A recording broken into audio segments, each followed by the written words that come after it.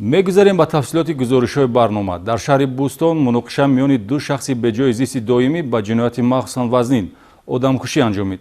Шаҳрванд Владимир Зайцев барои тасарруф намудани телефон зани 39 соларо гумонбар ҳисобида мавриди латукуб қарор медиҳад, ки дар натиҷа ба ҳалокат мерасад.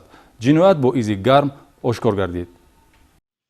Кормандони мақомоти милитсияи шаҳри Бӯстон баъди пайдо намудани ҷасади шаҳрванд Гулбаҳор Ҳасановаи 39 сола беҷои зисти доимӣ, ки чанд муддат ин ҷониб зиндагии хиёбониро ихтиёр кардааст, бо аломатҳои марги маҷбурӣ дар назди партовгоҳи маҳаллаи Рӯдакии шаҳри Бӯстон бо изи гарм гумонбари ҷинояти махсусан вазнинро боздошт намуданд. Ҳангоми гузаронидани чорабинҳои оперативии ҷустуҷӯӣ аз рӯи ахбороти ба милитсия ворид шуда, шаҳрванд Зайцев Владимир Геннадьевич соли таваллудаш 1989 беҷои зисти доимӣ қаблан ду маротиба барои дуздӣ суд шудааст, ҳамчун гумонбар дар ҳудуди шаҳри Гулистон дастгир гардид. Сабаб чӣ шуд, ки ин ду нафари ҳамтақдир ба ҳам муноқиша карданд ва яке қотили дуюмӣ гашт? Фарзияи оперативии кормандони мақомоти милитсия дар хусуси баҳс барои молу ашё ба ҳақиқат наздик буд, ки гиреҳи ҷиноятро кушод. Зеро гумонбаршуда ҷабридаро барои тасарруфи телефони мобилӣ айбдор карда, бо мақсади рӯёнидани телефони гумшуда зери латукуби шадид қарор додааст, ки аз ҷароҳати бардошта ба ҳалокат мерасад.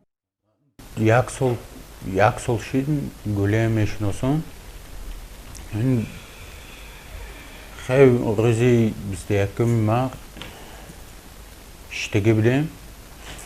Арақ хӯрд, телефонро дузид. Ва ман қапидам мехостам ки телефонро бигирам дасташ. Ва телефон гум карда буд, менамедам фон рихт. Ман телефон гуфтагӣ будам, телефон нест гуфт. Ман зада метарсондагӣ будам. майли содир намудани ҷиноят метавонад қасдона ё аз беэҳтиётӣ ба вуҷуд биёяд. Дар ин ҳолати ҷиноятӣ пештар гумонбаршуда ва ҷабрида то рӯзи ҳодиса аллакай муноқиша карда буданд ва маротибаи дуюми рӯбарӯшавӣ ҳаракатҳои ба ҷомеа хавфноки Владимир Зайцев ба авҷи худ расид. Аз рӯи ҳодиса бо моддаи 104 кодекси ҷиноятӣ парвандаи ҷиноятӣ оғоз карда шудааст.